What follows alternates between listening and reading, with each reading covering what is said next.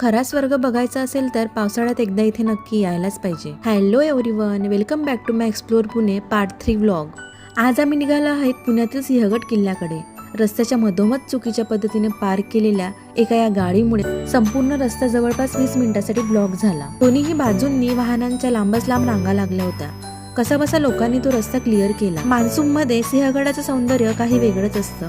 पावसाळ्यातला सिंहगड म्हणजे जणू स्वर्गच. दाट धुकं, थंडगार वारा, ढगांनी झाकलेले डोंगर, चारही बाजूंनी पसरलेली ग्रीनरी, जे फक्त डोळ्यांनी आणि मनानेच अनुभवता येतं. सिंहगड हा फक्त निसर्गासाठीच नाही तर आपल्या इतिहासासाठीच खूप महत्वाचा आहे.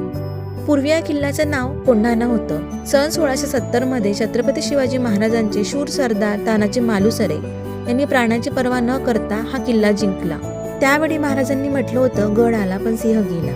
आणि तेव्हापासून या किल्ल्याला सिंहगड म्हणून ओळखलं जातं. हा गड चढताना तानाजी मालुसरे 500 मावळे घेऊन अंधेऱ्या रात्री उभा कळा चढून वर कशा आले असतील हाच विचार मनात येतो. एक हात तुटला पण तरीही ते लढत राहिले. त्यांच्या बलिदानामुळे स्वराज्यात कोंढाणा आला. पण सिंहाचा काळीज असलेला शूरवीर मित्र महाराजांनी गमावला. वर पोहोचल्यावर दिसणारा नजारा तर शब्दात सांगणं अशक्यच आहे. आपल्या भोवती फिरणारे ढग, दूरवर दिसणारे हिरवे डोंगर, धुक्यात हरवलेले रस्ते आणि चेहऱ्यावर येणारा तो गार वारा प्रत्येक क्षण कॅमेऱ्यात कॅप्चर करण्यासारखा होता. तुम्ही कधी सिंहगडाला भेट दिली आहे का? या ऐतिहासिक आणि निसर्गरम्य किल्ल्याबद्दल तुमचं काय मत आहे कमेंटमध्ये नक्की सांगा. व्हिडिओ आवडला असेल तर लाईक, शेअर, कमेंट आणि फॉलो करायला विसरू नका. So bye bye, see you in the next vlog.